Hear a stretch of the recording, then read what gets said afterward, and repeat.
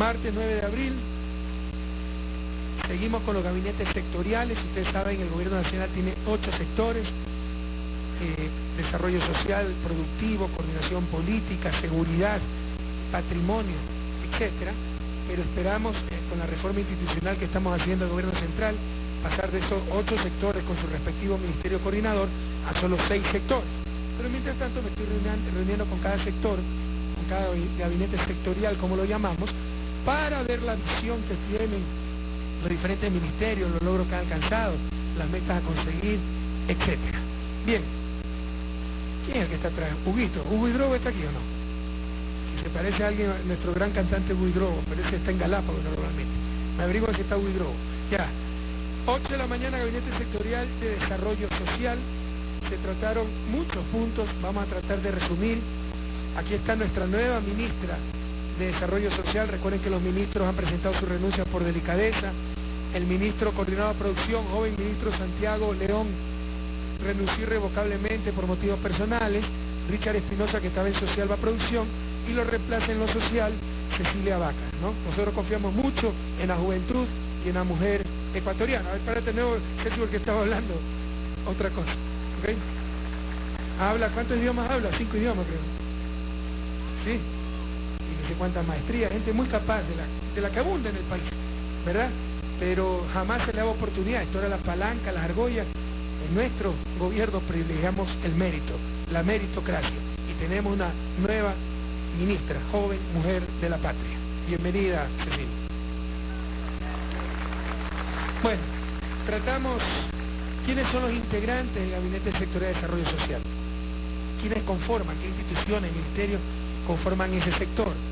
El propio Ministerio Coordinador de Desarrollo Social, más el Ministerio de Salud, más el MIES, Ministerio de Inclusión Económica Social, más el Ministerio de Desarrollo Urbano y Vivienda, más parte del Ministerio de Educación, porque también está en talento humano, más la Secretaría Nacional del Migrante. Sigamos. Entonces no los puedo agotar con todo lo que vimos, son talleres de 3-4 horas, pero muy rápidamente algunos datos importantes. Evolución de la inversión solamente social. Estaba en el 2000 en 2.6, antes de nuestro gobierno en 4.2 y ahora está en 8.3, es decir, el doble, compañeros, en términos porcentuales. En términos absolutos, como el PIB también ha crecido, en términos absolutos estamos invirtiendo más del triple que antes de nuestro gobierno en salud, educación, vivienda, etcétera. Sigamos. ¿Y esto qué resultados ha dado? Importantes resultados, lo cual no significa que estamos siendo bastante eficientes. Se han alcanzado algunos objetivos, pero los podemos alcanzar tal vez con menor costo. Eso significa mejorar eficiencia. Hemos invertido mucho en el sector social. Obviamente va a reducirse la pobreza, pero nos evaluamos una y otra vez para saber si es que no lo pudimos lograr con mucho menor inversión, menor costo, etc. Entonces, si yo destino miles de millones al sector social, va a reducirse la pobreza. Pero siempre hay que evaluar si se lo puede hacer con menos inversión o si se puede lograr más con la misma inversión. ¿Sí me explico? Eso significa mejorar eficiencia. Entonces evaluamos una y otra vez si estamos siendo eficientes y siempre hay cosas que corregir. Pero somos el país de América Latina que más reduce pobreza, compañeros. Antes nuestro gobierno, la pobreza por ingreso estaba en 37%, ahora está en 27%, hemos bajado 10 puntos la pobreza. Esto lo reconocen organizaciones internacionales como la CEPAL, Comisión Económica para América Latina de las Naciones Unidas. Sigamos. Otra cosa importantísima, Ecuador es de los países más desiguales de América Latina, y América Latina es la región más desigual del mundo. Este es uno de los grandes desafíos de América Latina, acabar con la desigualdad. Si repartiéramos mejor la producción que ya genera América Latina, no habría pobreza. El caso ecuatoriano. Los últimos datos nos indican que estamos en cerca de $6.000 por persona, el ingreso por habitante. Un poco más incluso. $6.000 por persona. Eso significa $500 por mes. Una familia tipo de casi 5 miembros significa $2.500 por familia por mes. Si no hubiera una distribución absolutamente igualitaria del ingreso. Y con $2.500 cualquier familia vive bien. Salió de la pobreza, si estamos claros. De hecho, el umbral de pobreza está en cerca de $500, es decir, se tendría 5 veces más para superar el umbral de la pobreza. El problema fundamental de América Latina no es la cantidad de producción, es la distribución de esos recursos. La desigualdad. estas son palabras mayores. La buena noticia es que en la última publicación de la CEPAL, y yo mismo me lo creo, Ecuador está ya entre los 3 países más equitativos de América Latina. Duela a quien le duela, con Uruguay y Venezuela y Ecuador. Revisa, no son publicaciones nuevas. La CEPAL tiene su oficina en Santiago de Chile. Dicho sea de paso, Chile es de los países más desiguales de América Latina. Bastante rico, pero desigual. Y eso molesta también a la gente, perjudica. Porque una cosa es que todos estemos, y destruye sociedades, una cosa es que todos estemos igualdad de condiciones. Bueno, clase media baja, algo pobres. Pero otra cosa es que hay extremadamente ricos y extremadamente pobres. Eso crea violencia, insatisfacción, desdicha, etcétera, ¿no? Bueno, hemos mejorado mucho también en equidad. La inequidad ha bajado. Este es el coeficiente de Gini, es un indicador técnico, pero es el principal indicador de desigualdad a nivel mundial, sobre todo en ciencias económicas. Y ha bajado en 0.54, mientras más cercano a 1 significa más desigualdad. Europa debe estar en 0.2, 0.25. América Latina estaba en 0.54, perdón, Ecuador está en 0.54, América Latina debe estar un poquito más en promedio, y ahora estamos en 0.48. Los que conocen esto, bajar 7 puntos del coeficiente de Gini, saben que son logros realmente importantes. Todavía, cuidado, no significa que estemos bien. Esto debe ser el doble del promedio de Europa. Todavía hay aquí una opulencia insultante y una pobreza indignante, ¿verdad? Todavía seguimos que seguir trabajando, pero estamos avanzando, estamos en la dirección correcta. Sigamos. Sector salud, los logros son impresionantes. Adelante. Gracias a la mejora de la calidad y la cobertura de los hospitales y la confianza que eso ha generado en el público, se ha incrementado 23 millones las consultas. Tenemos 23 millones de consultas más a finales del 2012 que en el 2006. 23 millones más de consultas. Esto significa que en promedio prácticamente cada ecuatoriano está yendo 2 veces por año al hospital público. Yo nunca voy al hospital público, estoy hablando de promedio. Significa que el que tiene para pagarse una clínica privada nunca va, pero el pobre va 5 o 6 veces. ¿Sí estamos claros? ¿Ya? Pero ha aumentado 23 millones la cantidad de consultas. Estamos 2006, 16 millones, ¿no? Y en el 2012 estamos en 39 millones. Por eso en un momento nos colapsaron los hospitales. Pero ya se ha estabilizado la demanda de consultas, estamos mejorando la oferta, se está organizando esa oferta. Porque otra de las barbaridades era que todo el mundo iba al hospital y no iba al centro de salud. Y una consulta en el hospital, además, era mucho más costosa para el Estado que la consulta en el centro de salud. Ahora las consultas en el centro de salud han aumentado muchísimo, las consultas en los hospitales incluso nos han disminuido, la gente recibe la atención de salud y gasta menos el Estado, porque por consulta nos cuesta menos, si estamos claros. Una consulta en el propio hospital, con un médico que podría estar operando, etcétera, es mucho más costosa que una consulta en el centro de salud, donde el médico solo está para eso, para atender a la gente, si estamos claros. Y mucho más barata la consulta en el centro de salud. Pero todo el mundo no iba al hospital. Ahora nos van al centro de salud. Solo en caso de emergencia pueden ir directamente al hospital. Si no, tienen que ir con la referencia del centro de salud. Se atiende mucho más gente y nos cuesta menos. Sigamos. Inclusión. Eso es lo que le digo. Hay que pensar siempre en la eficiencia. Eso es lo que nunca hacía el sector social. Damos gente buen corazón, vemos esto, vemos el otro, y nadie se le ocurría pensar cuánto nos está dando el dólar invertido. Pensar en eficiencia. Si no es más adecuado invertir ese dólar en vez de hospitales en su centro de salud. Nadie pensaba esto. Ni la izquierda en general no pensaba esto. Hablaba mucho de justicia social, mucho de derechos y muy poco de eficiencia. Un gran economista, que no era socialista, sin embargo sí fue un crítico de la economía liberal de su época. En cierto sentido, pues sí tuvo posiciones muy avanzadas y muy socialistas. Me refiero a John Maynard Keynes, inglés. Murió allá por la década de los 40. Decía, el gran dilema político en la humanidad es combinar eficiencia, justicia social y libertad individual. La izquierda siempre habló de justicia social y libertad, porque no puede haber, no nos engañen, eso es lo que nos quiere engañar la derecha, ¿no? No puede haber verdadera libertad sin justicia. Si yo pongo a pelear un boxeador de 200 libras con una de 60 libras, son libres para darse de golpe. Con esa injusticia va a haber el masacre, ¿me explico? Así también, no, que el campesino, la hija de la campesina de Guamote se ponga a competir libremente con la hija de una familia burguesa de Quito que se educó en un colegio de $1000 por mes. ¿Sí saben qué colegio de $1000 por mes, no? En buena hora por esa niña. Pero que no me hablen de justicia, no me hablen de igualdad de oportunidades, no me hablen de competencia. Sobre todo en países como Ecuador, no se puede entender la libertad sin justicia, compañeros. Entonces la derecha siempre habló solo de libertad, su libertad. Libertad cuando le convenía, ¿no? Cuando no le convino, sí congelen los depósitos, impídenle la libertad a la gente de retirar su propia plata para salvar la gallada. Además eran corruptos. Pero en todo caso siempre habló de su libertad. La izquierda fue más allá, habló de justicia y libertad. Yo creo que nos faltó lo que dice Keynes. Hay que aprender de todos. Hay que incorporar esa tercera dimensión.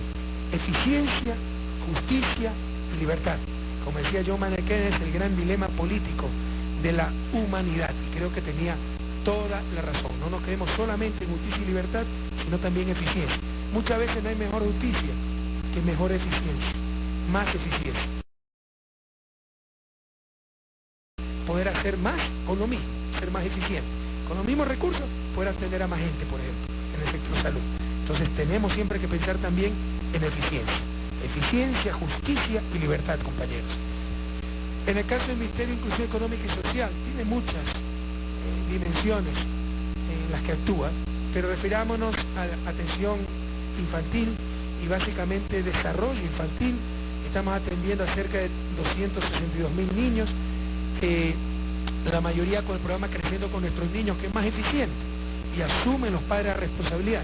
Significa que van profesionales del MIES a los hogares, a los padres de 0 a 3 años, de hijos de 0 a 3 años, los padres no pueden tener 0 a 3 años, 0 a 3 años de casado, ¿no? A ver, padres con hijos de 0 a 3 años, y van los profesionales del MIES a darles pues capacitación de nutrición, estimulación temprana, etc. Y 102 niños están directamente en los centros de desarrollo infantil, pero que como les decía era un desastre. Pero pronto tendremos hasta el 2017 1000 centros de salud nuevos que realmente revolucionarán pues el desarrollo infantil en el Ecuador. Sigamos. En desarrollo urbano y vivienda, lo que se ha hecho es histórico. Hemos construido más vivienda que todo, o sea, de Juan José Flores, desde que fue el primer presidente del Ecuador, hasta antes de la Revolución Ciudadana, en estos 6 años hemos construido más vivienda que toda esa historia junta, todo. ¿Ya? 250.000 viviendas ya llevamos. Y eso ha ocasionado, nuevamente, no significa que hemos sido eficientes. Y aquí hemos tenido algunas ineficiencias, y las evaluamos y las corregimos. O sea, podemos cometer errores, pero tengan la seguridad que aprendemos de nuestros errores. En todo caso, el déficit habitacional cualitativo ha bajado de 36% en el 2010. No me ponen, este es un error, le he dicho que me comparen con antes de nuestro gobierno, ¿ok? Entonces no sé la cifra antes de nuestro gobierno, pero está descendiendo. Y el déficit cuantitativo, pese a que la serie no está completa, ¿ya? Debemos comparar siempre con antes de nuestro gobierno, ha bajado significativamente, está en 14%. Bueno, pero 14% con 3 millones de familias significa todavía pues cerca de más de 300.000 familias, ¿no?, que requieren vivienda. Entonces es el gran desafío para los próximos años, desafío en el que no podremos vencer sin ayuda del sector privado. Ese es uno de los ajustes que estamos haciendo, estimular mucho más al sector privado, por el lado de la oferta, crédito barato del BEDE, por el lado de la demanda, el bono, y crédito de la cooperativa para que completen el valor de la vivienda a los más pobres. ¿De dónde saca la plata de la cooperativa? Les da el gobierno, el Comité de Finanzas Populares, pero que presten la cooperativa. Nosotros no vamos a hacer bien directamente ese crédito de vivienda. Entonces hemos diseñado programas mucho más potentes para que el sector privado se fije en el segmento más pobre, porque es rentable el segmento medio, el segmento alto. Era fácil, una casa aniñada cuesta $300.000. ¿Para qué meterme en el problema de, en vez de hacer una casa aniñada de $300.000, hacer 20 casas de $15.000, tratar de venderla, etcétera? Si es más fácil hacer una casa de $300.000 y gano más. Entonces, los constructores se enfocaban en los segmentos de alto ingreso, a lo sumo, clase media alta, pero clase media baja, clase media pobre, no tenía atención de los promotores inmobiliarios. Con estos programas muy potentes que hemos diseñado, esperamos que ya vayan a esos segmentos, porque este déficit cuantitativo de vivienda no lo podrá superar solamente el sector público. Y bueno, eso a grandes rasgos lo que vimos, le hemos dado solo una pastillita por ministerio, pero es mucho más lo que se trata. No sé, Ceci, si tú tengas algo más que agregar. Muchísimas gracias. Creo que usted ha expresado justamente cuáles han sido los enormes logros en el sector social que nos llevan a ser solo un ejemplo, no solo en la región, sino en el mundo entero. Simplemente indicar que la revolución social todavía tiene enormes retos. Creo que tenemos que incidir en términos de lograr la mejor calidad en todos los servicios sociales. Tenemos que generar esa corresponsabilidad desde la ciudadanía para que podamos en efecto sostener todos los logros que hemos tenido. Tenemos que lograr esa revolución en lograr un sistema de salud asequible y universal a toda la ciudadanía, una apuesta enorme por la primera infancia, que también es parte del eje importante que le damos a la revolución social en este nuevo periodo de gobierno. Creo que usted ha resumido los grandes logros. Creo que tenemos enormes retos, mirar la política social a lo largo del ciclo de vida y sobre todo sostener que únicamente los logros sociales nos llevarán a sostener los logros para la revolución del conocimiento y la revolución productiva. Eso, presidente, creo que usted ha resumido. Me quedo con la idea de que para tener justicia social es necesario que podamos incidir en la eficiencia y en la calidad de los servicios. Esta es parte de la justicia social, ¿eh? Lo fundamental viene con lo que sigue, que no te me vayas un ratito, que en la parte de producción estructuralmente se distribuye adecuadamente el ingreso. Pero antes, ¿qué era? Pues tercerización, salarios de miseria, una afiliación a 10, y todo se iba a los dueños de los medios de producción. Que también tenemos que trabajar en eso. Siempre va a ser necesaria la atención del Estado en el sector social, sobre todo para la igualdad de oportunidades, salud, de educación. Pero lo ideal es que la propia gente se pueda comprar su vivienda, etcétera, y para eso se requiere acabar con esos focos estructurales, iniciales, de injusticia. Gerentes ganando $20.000, pero la empleada doméstica le pagaban $80. Ese era el salario básico de la empleada doméstica cuando llegamos al gobierno, $80. Y cada 15 días un domingo de tarde libre, sin afiliación al 10, sin vacaciones, sin décimos, etc. Ese era el país que encontramos. Mientras existan esas cosas, que todavía existen, hemos avanzado mucho, pero todavía hay esas diferencias salariales abismales, ahí están los factores estructurales de injusticia y de pobreza. A cambiar la mentalidad de nuestros empresarios y a pagar no lo mínimo que requiere el Estado para no ser sancionado, sino lo justo, es más, lo más que se pueda pagar. Porque si viven bien, ya no hay pobreza. Si vive bien la comunidad, viven bien también esos empresarios. Creo que estamos empezando a entender eso. Entonces siempre se va a necesitar el sector social, pero la mejor política social son buenos salarios, una buena distribución del ingreso de la base, del proceso productivo. Ceci, rápidamente para el país, para que te conozca un poco, ¿cuál es tu formación de base? Bueno, yo estudié negocios y relaciones internacionales, luego me especialicé en política pública. ¿En dónde? En Estados Unidos y en Italia. Hice justamente una maestría en políticas sociales para el desarrollo sostenible del territorio. Pero ustedes eran ya no vino traner, de esos tecnócratas, ¿no? Como tratan de legitimar algunas veces los que quieren mantener una mediocridad. Pero no solo eso, pues Ceci tiene un importante activismo social. Y creo que aquí en Chimborazo, Ceci, ¿no? ¿Dónde has trabajado? Justamente, presidente, yo tengo una afinidad muy grande. De hecho, ahí veo algunos compañeros que han trabajado conmigo. José Baua, profesor de La Esperanza, donde yo he tenido una experiencia que me ha formado y me ha colocado también a entender muy de cerca la política social en el país, haciendo cambios desde el territorio. He trabajado mucho en la zona de Colta, de Guamote, de Cotopaxi, y realmente eso ha marcado mi vida y mi compromiso hacia lograr una revolución social real desde los hechos. Muy bien. Esta es la revolución ciudadana, compañeros, nuestros ministros. Gente con una formación académica de altísimo nivel, pero también con un compromiso social de toda una vida. Gracias, Ceci, bienvenida al gabinete. Bueno, luego tuvimos reunión con Cecilia Vaca y Richard Espinosa, el anterior ministro, para evaluar a los ministros del sector. Realmente, bueno, en general el gobierno tenemos extraordinarios ministros, pero el sector social tenemos ministros impresionantes, ¿no? Muchos de ellos mujeres, tienen mayoría mujeres. Ahí está nuestra ministra de Salud, Karina Vance, ahí está nuestra ministra de Educación, ya les voy a hablar de eso, Gloria Vidal, nuestra ministra de Inclusión Económica y Social, Doris Solís, nuestra secretaria de Migrantes, Lorena Escudero, y el bendito entre las mujeres es Pedro Jaramillo. Creo que es el único hombre que hay en ese sector, ¿verdad? Vivienda, nada más, el resto son mujeres, por eso es que marcha tan bien el sector social. En todo caso, Gloria Vidal, por cuestiones de salud, ha tenido que renunciar al ministerio, que nos da mucha pena. Está encargada la viceministra Mónica Franco, otra valiosa mujer de la patria. Le deseamos muy buena suerte a Gloria, y a Mónica también, por supuesto. Va a ir de embajadora nuestra, Gloria, a Argentina, ¿no? pero es por problemas de salud. ¿Y por qué recalco esto? Porque hay cierta prensa, entonces, si dice la ministra, renuncio por problemas de salud, y renuncia, dice que por problemas de salud, pero no convence, no satisface, tiene que aclarar. O sea, tenemos que estar convenciendo a los que juzgan de acuerdo a su condición. Como siempre mienten ellos, creen que nosotros tenemos que mentir, ¿no? Ya basta esa clase de prensa, por favor, que incluso es insultante a la persona. Se dice algo y ellos dudan. ¿Qué derecho tienen de dudar?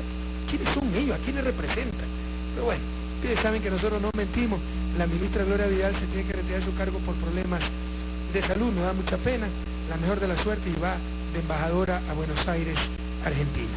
Luego, con un poco de atraso, casi a la 1